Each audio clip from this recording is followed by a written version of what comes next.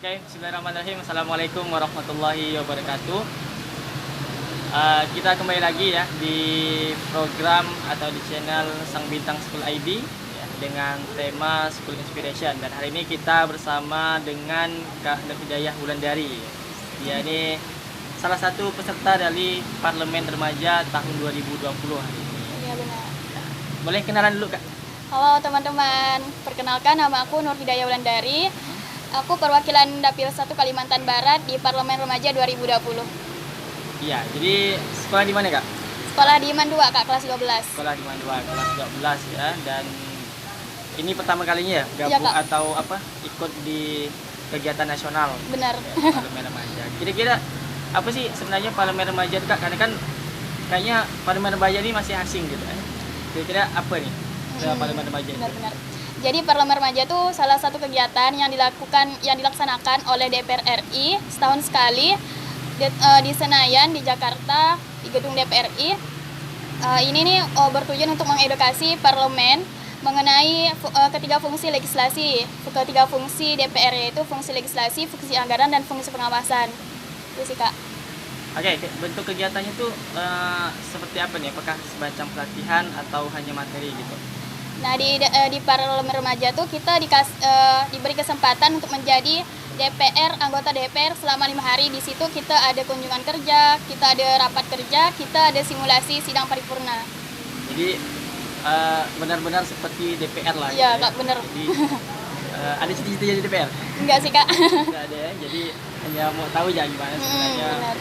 Jadi kayak semacam nanti kita ada rapat paripurna, kita ada rapat pembentukan undang-undang mungkin ada. Betul. Pembentukan undang-undang dan sebagainya. Jadi kita tahu sebenarnya proses itu kayak gimana gitu. Betul. Boleh dijelaskan nih secara rinci nih bentuk kegiatannya itu apa aja? Nah kemarin kan kegiatannya tuh tanggal 2 sampai 6 September 2020. Dia tuh ada 5 hari Kak. Yang hari pertama ada pembukaan oleh Ketua DPR RI yaitu Bu Puan. Kemudian nanti hari keduanya ada pemberian pembekalan materi dari Sekjen DPR RI dan anggota DPR RI. Kemudian hari ketiga nanti ada kunjungan kerja. Nah khusus Parlemen Remaja tahun 2020 kan virtual, jadi kunjungan kerjanya di 3 provinsi yaitu Jakarta, Sumatera Barat, sama Jawa Tengah. Kemudian hari keempatnya itu ada simulasi rapat kerja. Di situ kita menentukan kebijakan dan memutuskan mengambil keputusan atau suatu kebijakan dari RUU yang materinya tuh udah kita dapatkan di kunjungan kerja. Terus hari kelimanya tuh udah sidang paripurnanya, di mana sidang paripurna tuh kita benar-benar mengesahkan RUU tadi menjadi undang-undang. Jadi itu ya kegiatan utamanya ya. Kegiatan utama. Terus kemarin tuh saya lihat di IG-nya Parlemen Remaja tuh ada kayak mukbang. Oh iya benar Kak, mukbang Nusantara. Itu gimana tuh mukbang? Itu mukbangnya kemarin pas hari pertama dikasih informasinya tuh mendadak sekali pas udah jam 5. Terus di grup tuh udah kecoh kan mau makanan apa nih dibawa dari masing-masing khas daerah kita. Nah saya kemarin bawa pengkang khas Kalimantan Barat. Itu sih. Ada di sini Jawi ya banyak. Iya benar. Pengkang banyak di sini. Benar-benar. Terus kan ini kan nasional ya, nasional. Iya, Kak, dan nasional. mereka itu mungkin perwakilan ya perwakilan daerah. Nah itu dari Kalimantan Barat itu berapa orang yang dikirim ke sana ke nasional? Dari Kalimantan Barat sendiri kan ada 2 dapil dari pemilihan, yaitu dapil 1 sama dapil 2. Dapil 1 tuh ada 2 orang, dapil 2 2 orang. Dapil 1 dari Mandua Pontianak sama Semansa 1 Pontianak. Sedangkan yang dapil 2 dari Man 1 Sintang sama SMA 1 Skadau. Jadi 4 orang. 4 orang. Jadi dari Pontianak 2, terus dari Sintang 1, Skadau 1. Jadi jauh ya, jauh-jauh. Jauh-jauh Kak jaraknya. Sekarang kan lagi online ya, jadi kegiatannya itu via apa kemarin? Kemarin via Zoom. Via Zoom ya. Full ya. Jadi kemarin itu kalau kawan-kawan mau lihat kegiatannya itu biasanya di Parlemen Remaja tuh kemarin kan ada via Zoom kan di story-nya kan. Benar. Ada kayak senam gitu kan. Iya benar. Kelihatannya memang benar-benar seru seperti itu. Nah untuk kriteria pendaftaran itu sebenarnya untuk siapa-siapa Kak? Ataukah apakah untuk proses seleksinya tuh gimana? Boleh diceritakan?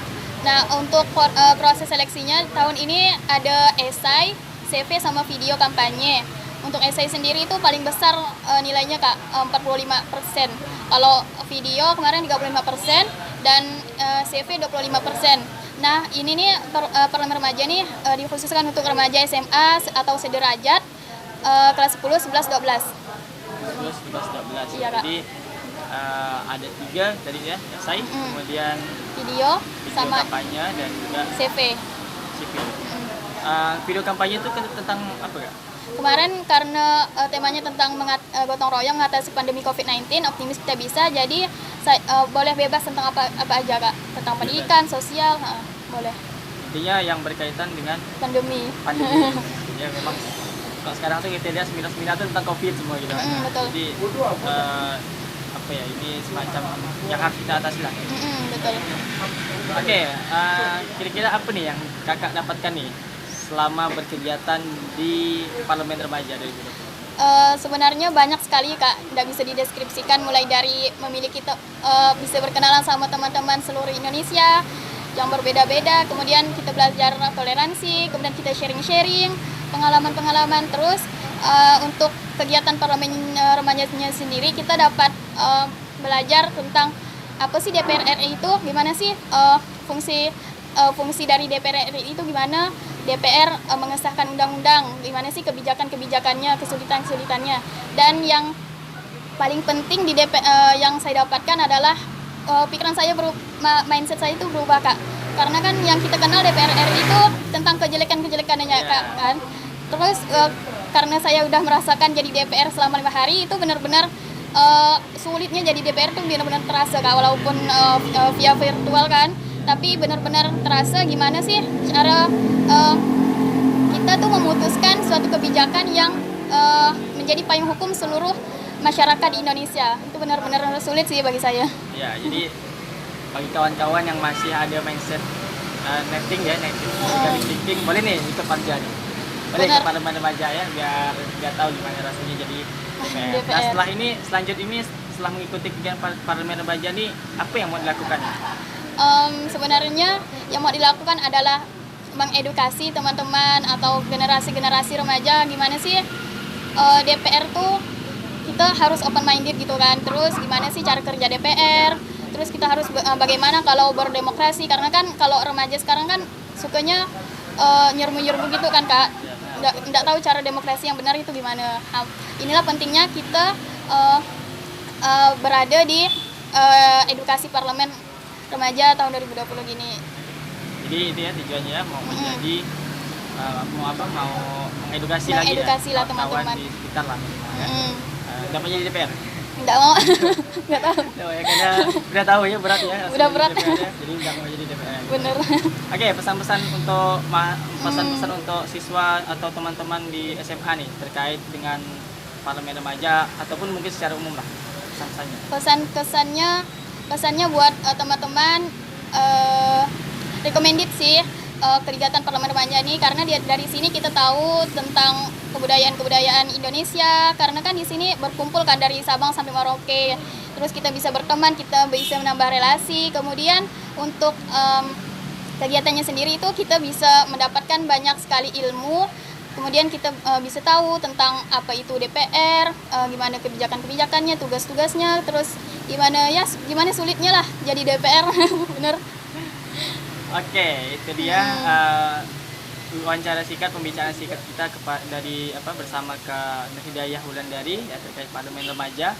Semoga ini memberikan informasi kepada kita untuk kemudian lebih giat lagi mencari kegiatan-kegiatan yang positif gitu kan, dan juga seperti yang Kak Nur Hidayah katakan tadi, mengubah mindset gitu ya. Iya benar Kak. Mengubah mindset kita dari yang awalnya kita hanya terfokus ya pada media sosial yang nggak tahu arahnya kemana gitu kan.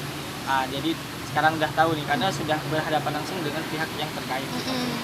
Oke, kita akan bertemu lagi di channel selanjutnya. Terima kasih teman-teman dan Kak Nur Hidayah telah menyempatkan diri ya untuk bergabung di channel Sang Bintang School ID ini. Semoga ini memberikan pelajaran untuk kita semua ya. Oke, kita akhiri dengan mengucapkan Assalamualaikum warahmatullahi wabarakatuh. Waalaikumsalam. Oke.